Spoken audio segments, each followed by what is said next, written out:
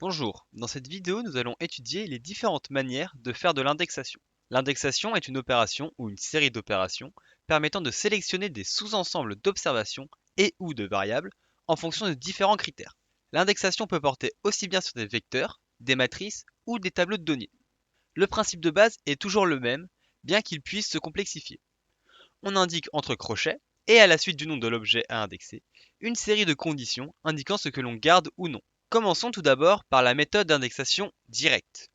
Le mode le plus simple d'indexation consiste à indiquer la position des éléments que l'on souhaite trouver. Dans le cas d'un vecteur, cela permet de sélectionner un ou plusieurs éléments de ce vecteur. Par exemple, prenons le vecteur suivant. Mais je prends une variable que je nomme vecteur, je lui donne des valeurs, j'exécute, j'ai donc mon vecteur. Si je veux appeler mon vecteur, j'écris uniquement son nom et je l'exécute. R me renvoie tous les éléments de mon vecteur. Si je veux uniquement garder le premier élément du vecteur, je vais noter le nom du vecteur, donc en l'occurrence vecteur, et indiquer la position de l'élément voulu entre crochets, en l'occurrence 1. R me renvoie bien la première valeur de mon vecteur qui est ici A. Si je veux la troisième valeur, j'indique 3, etc., etc. Si je souhaite prendre plusieurs éléments, je peux indiquer la position de chaque élément entre crochets grâce à un nouveau vecteur. Donc j'appelle mon vecteur et je vais lui indiquer toutes les positions que je souhaite. La position 1, la position 3 et la position 5.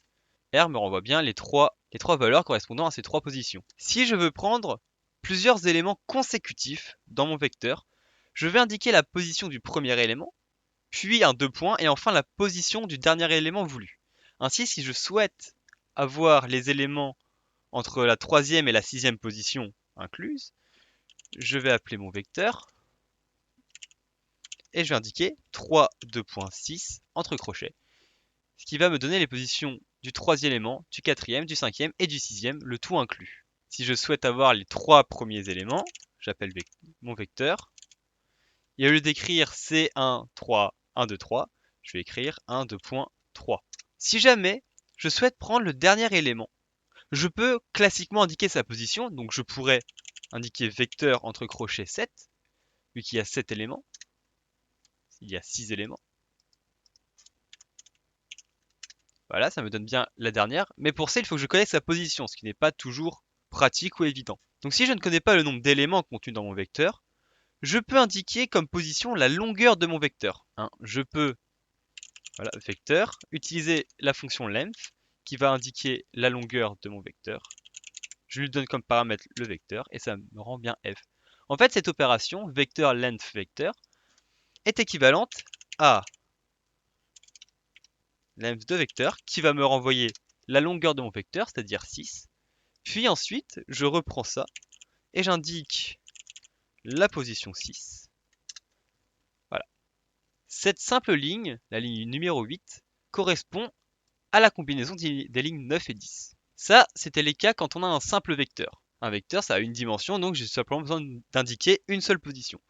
Mais dans le cas des matrices et des tableaux de données, l'indexation va devoir prendre deux arguments entre crochets qui seront séparés par une virgule. Le premier argument va concerner les lignes et le second les colonnes. Pour voir cela, et pour prendre plusieurs exemples, nous allons importer une base de données déjà contenue dans R qui s'appelle HDV 2003. Pour cela, nous allons importer la librairie questionnaire, puis la base de données HDV 2003. Comment est-ce qu'on fait? Eh bien, j'importe ma librairie comme on l'a vu, questionnaire. Si vous ne l'avez pas téléchargé, téléchargez-la avec install.packages ou alors dans l'onglet package, install questionnaire. Donc j'importe la librairie questionnaire, hop, j'appelle data HDV 2003, ça va m'appeler ma base de données. Voilà, ma base de données est bien ici, 2000 observations sur 20 variables, et je vais l'enregistrer dans une nouvelle variable qui s'appelle BDD afin de pouvoir la modifier. Donc je vais enregistrer, hop, voilà, j'ai bien copié HDV 2003 dans ma nouvelle variable nommée BDD base de données. C'est exactement la même, 2000 observations de 20 variables. Imaginons que je souhaite trouver le troisième élément de la cinquième variable. Comment est-ce que je fais? Eh bien, je note ma variable base de données. Et entre crochets, j'indique le numéro de la ligne, la troisième ligne, virgule le numéro de la colonne, cinquième colonne. Et ça me donne 3994.102, si, donc cinquième ligne de troisième ligne de la cinquième colonne, ça me donne bien le même chiffre, le poids de la personne. On peut, de la même façon que pour les vecteurs, indiquer une suite d'éléments consécutifs avec toujours le même principe des deux points. Par exemple, BDD, je veux tout ce qui se trouve entre la première et la troisième ligne, et les variables entre la cinquième et la sixième variable. Là, j'ai bien 3 lignes pour 2 variables. C'était ce que je voulais. Et tout est consécutif, évidemment. Si on laisse un des paramètres vides, on va sélectionner l'ensemble des données.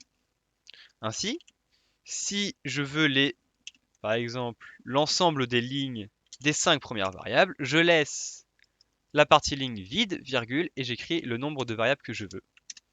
Donc ça me donne bien toutes mes variables, enfin toutes. Ça m'en affiche que 1000. On voit ici que R a omis 1000 observations, pardon, parce que sinon ça serait beaucoup trop long à afficher. Mais on peut changer ces paramètres. Et bien de 5 variables. De la cinquième variable, pardon. J'en ai pas demandé 5, j'ai demandé la cinquième variable. Petit lapsus. Si je veux juste afficher les deux premières lignes, de la même manière, j'indique que je veux les lignes comprises entre la une et la deuxième, et je laisse toutes les variables. Voilà ce que ça me donne.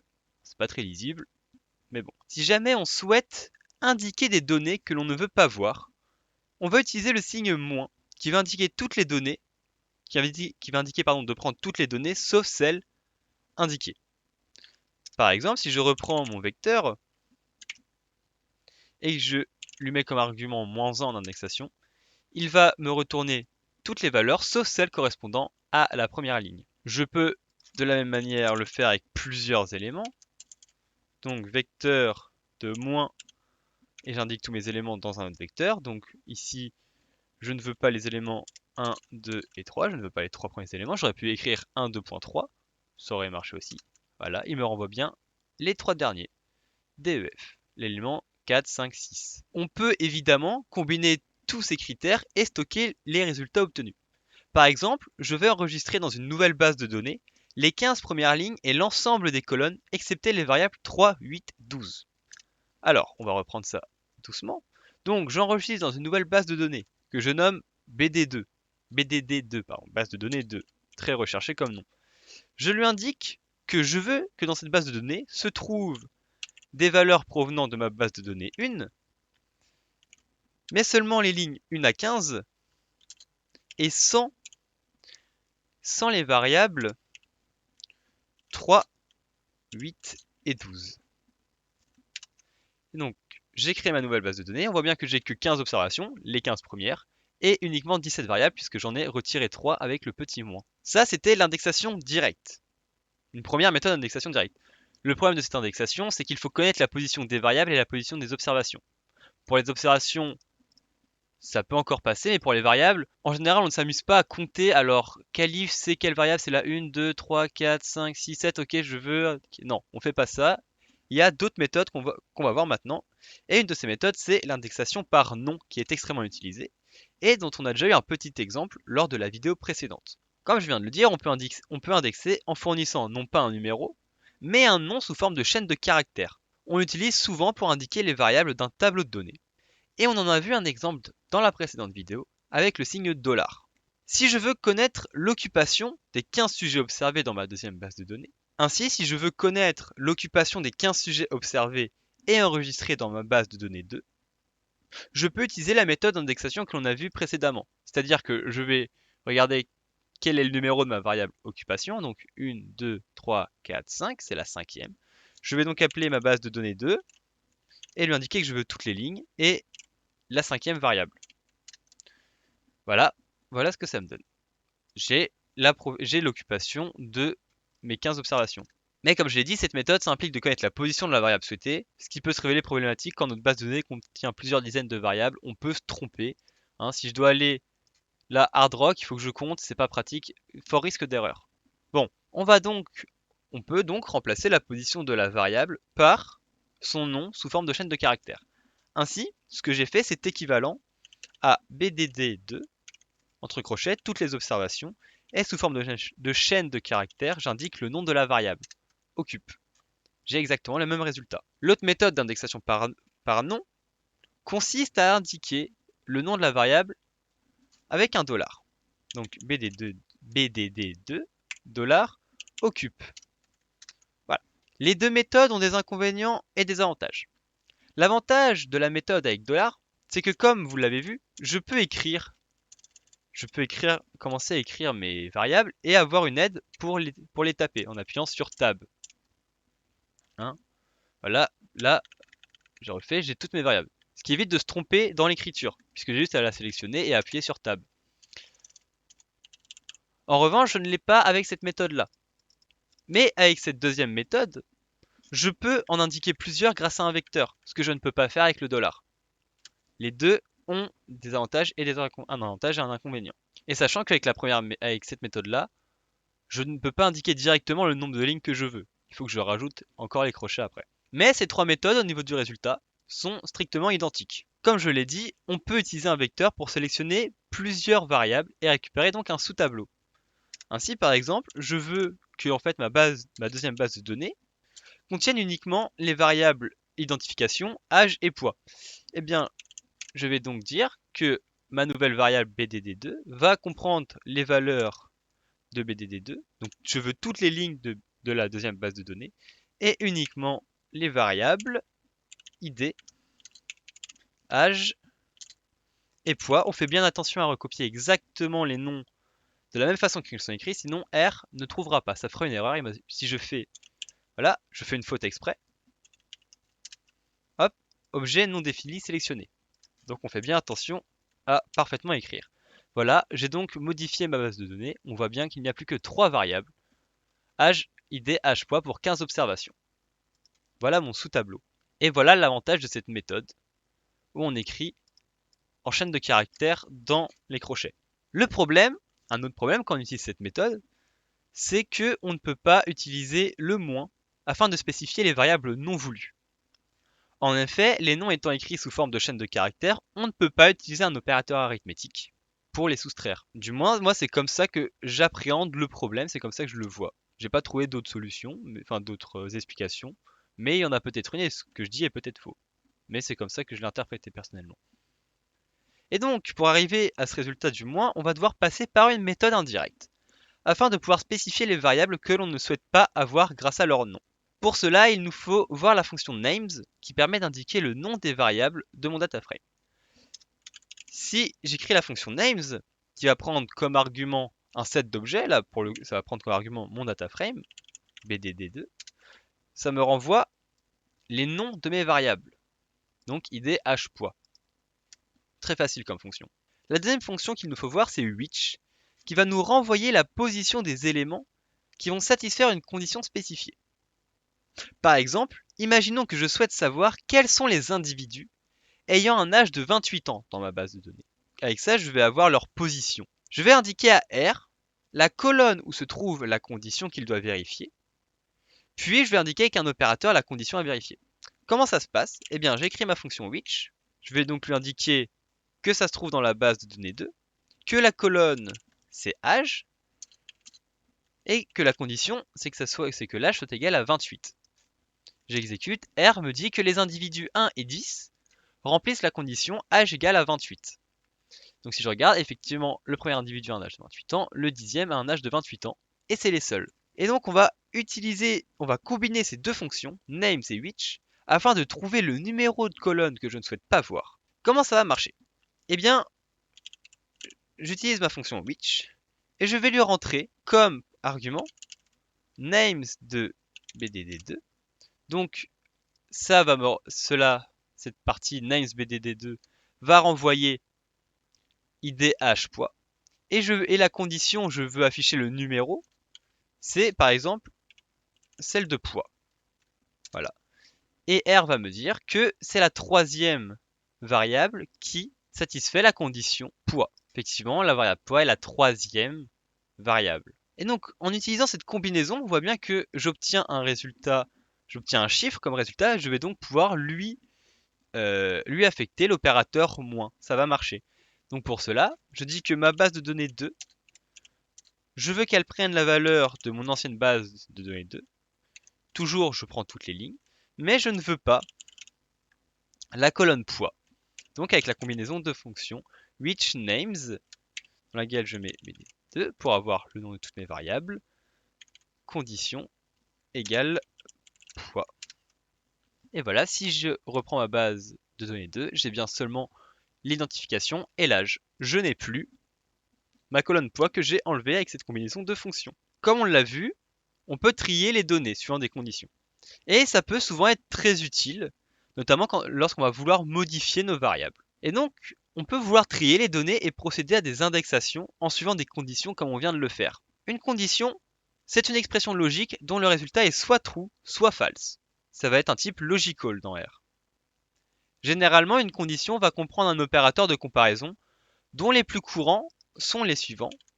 Égal pour une égalité. Pardon. Voilà. Donc double égal pour une égalité, puisque je rappelle que simple égal, c'est pour assigner à une variable, même si on ne l'utilise jamais. Donc on pense bien mettre le double égal. Point d'exclamation égal pour différent de. L'indicateur supérieur pour supérieur, inférieur pour inférieur. Supérieur égal, inférieur égal. Ce sont les principaux opérateurs de comparaison. Reprenons, on va illustrer tout ça avec des exemples. Donc pour avoir une base de données plus légère, on va prendre simplement les 5 premiers sujets de ma base de données principale. Donc je veux que ma nouvelle base de données, donc base de données 2, comprenne les valeurs, les lignes 1 à 50 de ma base de données 1 et toutes les variables. J'ai donc bien 50 observations et 20 variables. Maintenant, je souhaite savoir si les observations sont des hommes. Pour cela, je vais appeler la colonne sexe, puis je vais lui demander de vérifier la condition égale homme. Ça se présente comme ceci, j'appelle ma colonne sexe avec l'indexation par nom, et je lui demande de vérifier la condition homme. Est-ce que le sexe des observations est égal à homme? J'exécute, et on voit que R me retourne soit false, soit true pour chaque observation. La première est une femme, j'ai donc false. La deuxième est une femme, j'ai donc false. Le troisième est un homme, j'ai donc true. Et si on vérifie, effectivement, femme, femme, homme. Et j'ai ça pour mes 50 observations. Si je veux l'inverse, eh bien si je veux l'inverse, je peux indiquer la colonne sexe,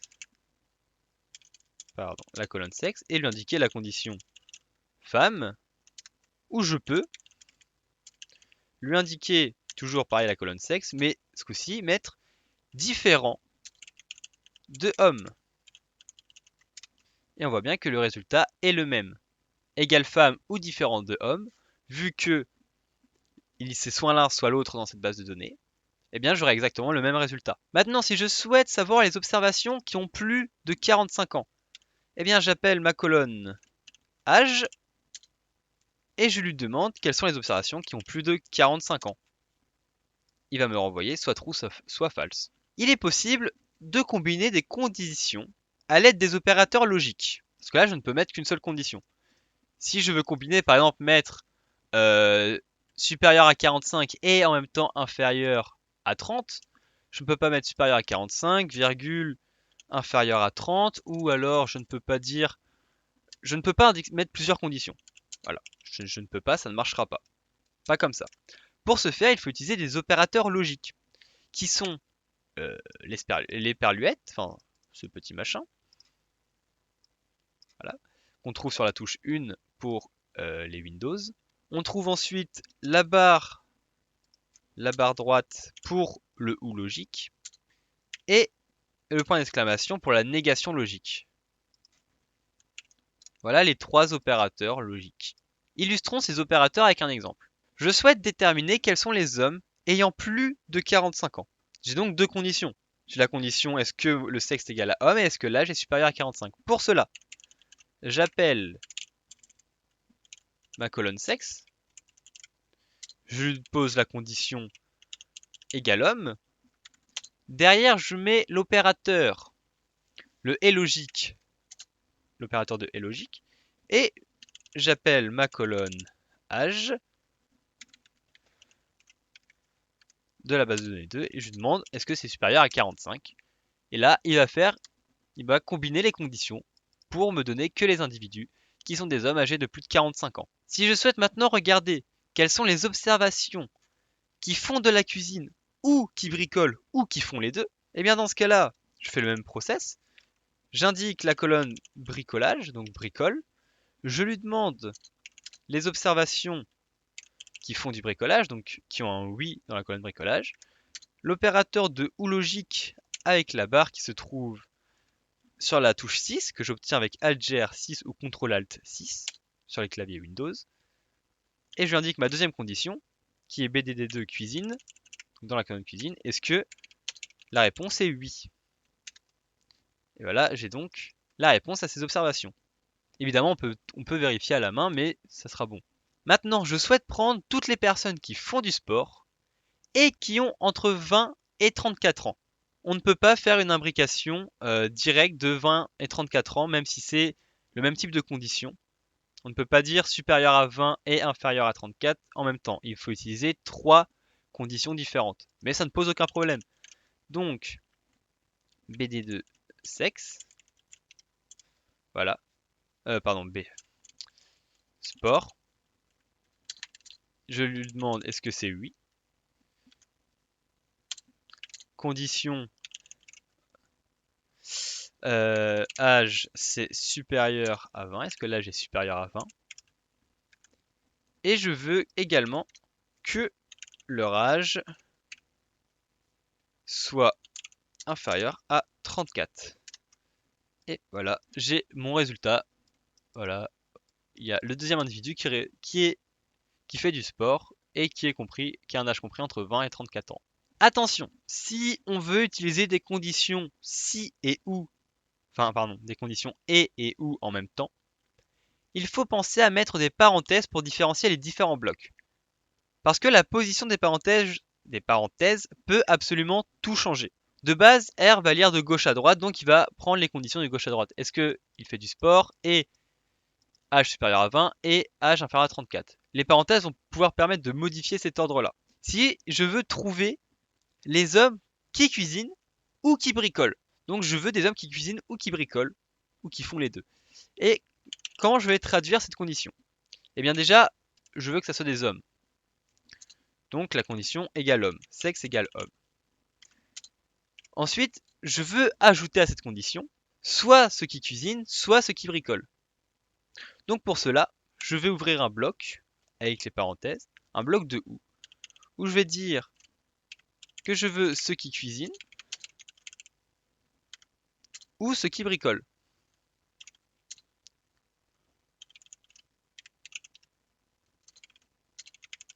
Voilà, et je ferme mes parenthèses. J'exécute et j'aurai les hommes qui font de la cuisine ou qui bricolent ou qui font les deux. Attention, si je mets mes parenthèses autre part, ça va signifier complètement autre chose. La formule suivante que je vais donner peut donner un résultat complètement différent parce qu'elle veut dire complètement autre chose. Donc je mets les parenthèses, hop,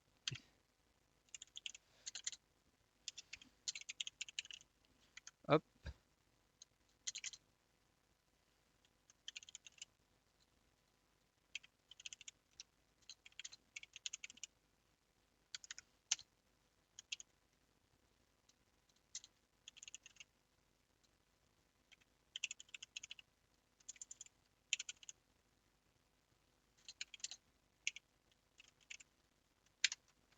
voilà. Donc cette formule me donne un résultat différent. On peut le voir, alors les débuts d'observation c'est la même chose. On peut voir voilà, à celle de la 18e observation qui est true alors que la 18e avant est false. Pourquoi? Eh bien parce que cette ligne en fait veut dire que je regarde les hommes qui font la cuisine ou bien les observations qui font du bricolage. Donc là-dedans j'inclus des femmes qui font du bricolage alors que je ne voulais que des hommes. Je ne voulais que des hommes et là-dedans je vais inclure des femmes. Et par contre les hommes ne vont être que des hommes qui font de la cuisine. Et pas des hommes qui font de la cuisine ou du bricolage. Là, l'importance des parenthèses est la position des parenthèses est absolument cruciale pour définir ce que l'on veut. Puisque si on change les parenthèses, on change complètement le sens de notre ligne. Je vous ai parlé de 3 opérateurs qui sont, ceux-là, ces 3 opérateurs. Il en existe un autre qui s'écrit pourcentage, il est un peu bizarre, il s'écrit pourcentage in pourcentage, d'accord? Et cet opérateur va tester si une valeur fait partie des éléments d'un vecteur donné ou non. Par exemple, si j'écris base de données 2 qualif, donc dans ma colonne qualif, je veux savoir si ce sont des employés ou des cadres. J'écris pour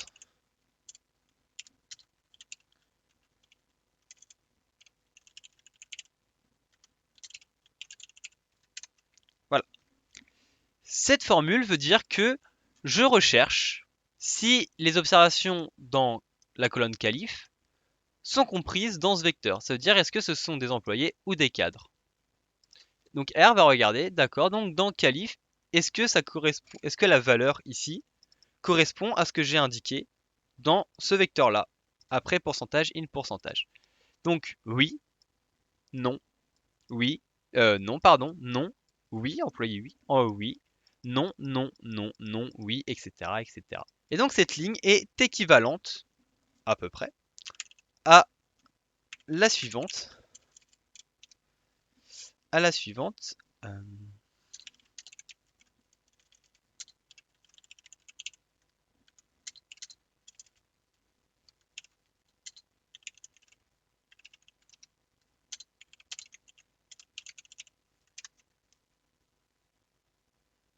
Oups, mauvaise manip.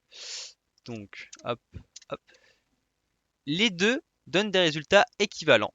C'est la même chose d'écrire ces deux lignes, puisque je recherche si c'est des employés ou si ce sont des cadres. Et là, je recherche si ce sont des employés ou des cadres, puisqu'ils sont compris dans ce vecteur-là. La seule différence, c'est que, comme on peut le voir, les valeurs, les n valeurs NA sont traitées différemment. Avec cette deuxième méthode, R regarde est-ce que la valeur est égale à employé ou est-ce que la valeur est égale à cadre. Et va donc retourner, quand il y a une valeur manquante, il va retourner valeur manquante. Cette ligne, à l'inverse, avec pourcentage in pourcentage, va regarder si la valeur correspond à ce qui est dans ce vecteur, et donc va indiquer faux pour les valeurs NA, puisque la valeur NA n'est pas comprise dans le vecteur. A l'inverse, si je rajoute NA dans le vecteur, on voit bien que ça me met true. Un autre exemple avec cet opérateur pourcentage in pourcentage, je veux les femmes qui sont des employés ou qui sont cadres. Donc je veux des femmes employées ou des femmes cadres. Pour cela, je vais écrire base de données de donc la condition sexe comme on a l'habitude de l'écrire. Donc femme et BD la base de données de qualif pourcentage in pourcentage et donc mon vecteur je veux les valeurs employées ou cadres. Et voilà comment ça marche. Cet opérateur pourcentage in pourcentage est très utile quand on veut mettre plusieurs conditions d'une même variable, par exemple ici employé ou cadre, puisqu'il évite d'écrire plusieurs fois les conditions et qu'on peut l'augmenter très facilement. Je peux très facilement, par exemple, rajouter technicien à l'intérieur sans avoir à réécrire complètement, sans avoir à réécrire. BDD qualif égale technicien. J'ai juste à rajouter technicien dans mon vecteur. Si jamais on souhaite avoir une vue globale de nos conditions et non pas regarder chaque observation individuellement.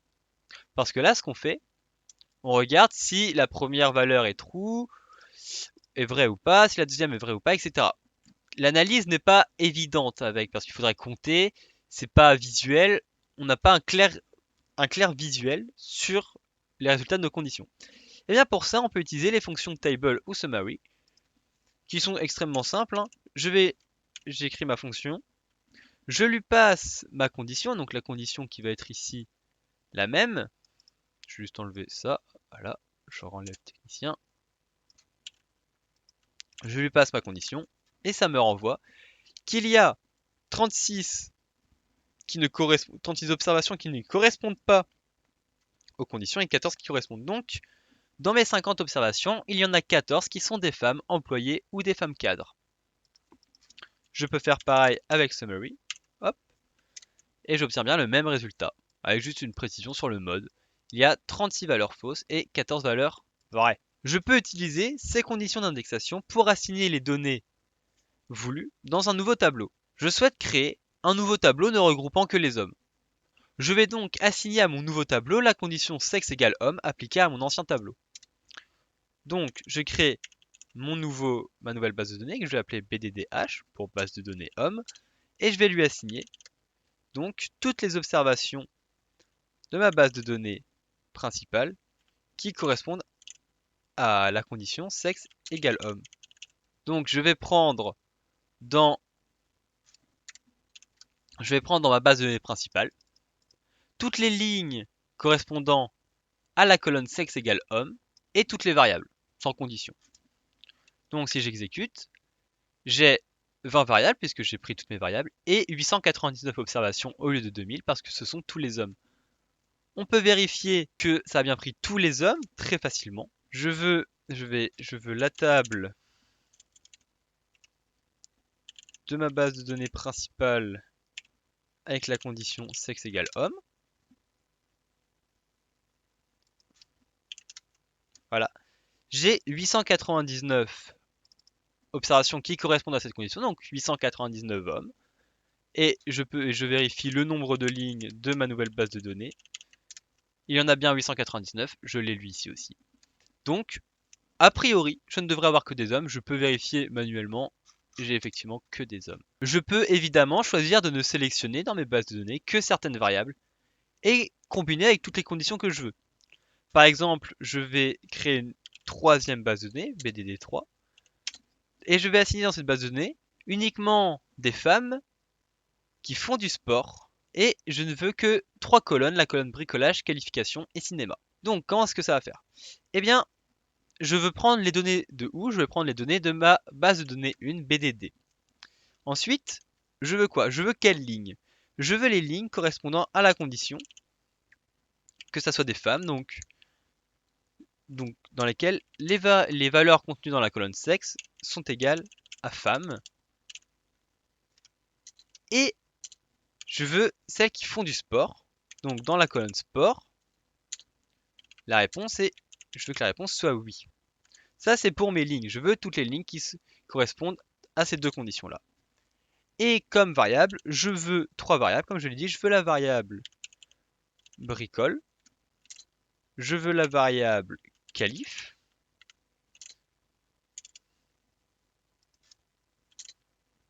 Et je veux la variable cinéma. Entre guillemets. J'exécute. Donc, on voit que ma base de données 3 comprend 354 observations de 3 variables. J'ai a priori réussi à faire ce que je voulais. Je ne peux pas vérifier vu que j'ai enlevé les colonnes femmes, les colonnes sexe et sport. Mais a priori, j'ai bien les observations uniquement des femmes qui font du sport et les trois variables que je voulais. Donc, je peux combiner toutes mes conditions comme je veux. Si je souhaite tester la présence de valeurs manquantes, je ne peux pas utiliser égal ENA comme condition. Ça ne marche pas. Si on prend un vecteur que je crée avec deux valeurs, une valeur 1 et une valeur manquante, je ne peux pas lui dire comme condition égal ENA. Enfin, je peux, mais ça me renvoie ENA, ENA. Ça ne marche pas.